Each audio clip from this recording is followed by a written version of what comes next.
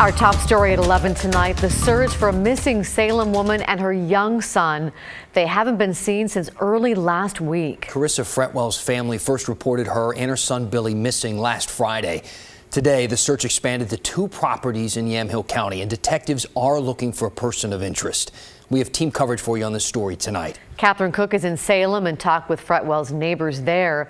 But we start with Mike Benner. He's in Gaston. And Mike, the person of interest is the boy's father. Yeah, Laurel, that appears to be the case according to court documents. That man, the person of interest, identified as Michael Wolf. He lives about 3.5 miles south of Gaston. People in this community may know him. He was a volunteer firefighter here for 8 years. We're told that he resigned last August in good standing, but fast forward 9 months. He's now wanted for questioning in connection to a missing persons case. It's pretty quiet.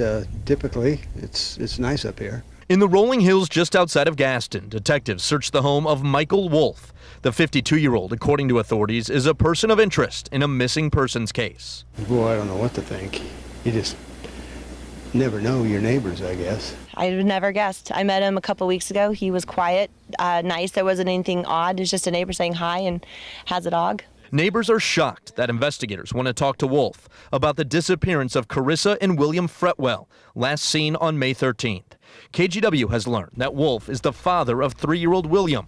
In fact, just last month, a judge ordered Wolf to pay more than $900 a month in child support. Our investigators have been going round the clock on this, and you can tell that they're driven to make sure that Carissa and William come home safely. Lieutenant Trevin Upkees says search and rescue teams are also scouring a property in the town of Hopewell for any sign of the missing mother and son. I believe they're doing a hand search, so probably some sort of grid search, what search and rescue is capable of doing.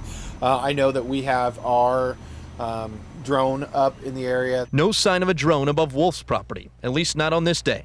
Just bewilderment that a missing persons investigation has led both local and federal detectives to the rolling hills of Yamhill County. So I don't know. It's kind of scary, really. Yeah, neighbors up there on Northwest Phillips Road telling us that authorities have been at Michael Wolf's home and property for several days, not just today. Anyone with information on Wolf's whereabouts or information on this case is urged to contact the Salem Police Department.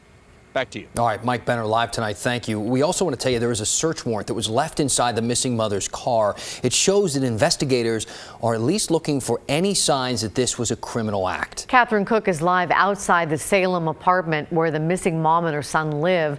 Catherine, what are neighbors saying about this? Well, Laurel, they are worried. This is the SUV here we're talking about. A search warrant was found in that car. It says that it was issued to search for any evidence of a homicide, but police are not saying they think that's what happened. Still, neighbors are really terrified by what it suggests. At Carissa Fretwell's West Salem apartment, the crime lab was here on Tuesday. Neighbor Valerie Handel gets emotional thinking about the missing mom and her 3-year-old son, William, who they call Billy. Actually, I've been crying a lot today because I just feel really scared for her.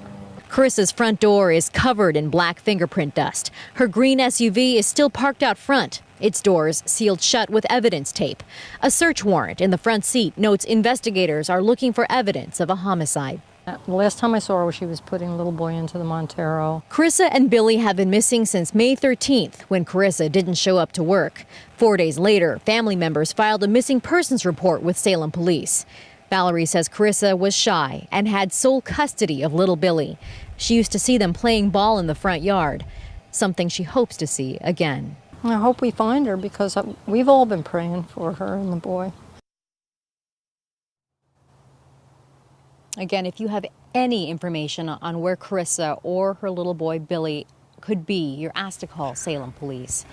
Back to you. Yeah, Catherine, thank you. Hopefully some tips start coming in. We're all hoping for a good outcome here. And we'll keep you updated on these searches, on the efforts here. If they turn up anything, of course, look for updates anytime, kgw.com or our Facebook or Twitter pages.